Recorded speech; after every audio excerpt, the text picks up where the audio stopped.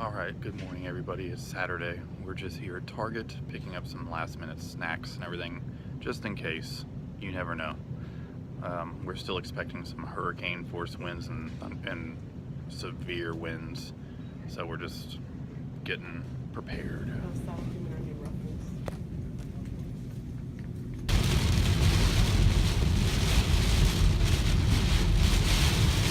Just some nice severe weather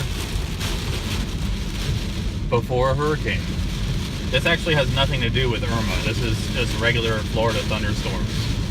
I guess there's a front that's coming in. That's what this is. This is normal. And we're at Target and you can tell that people think that this is actually Irma. Woohoo!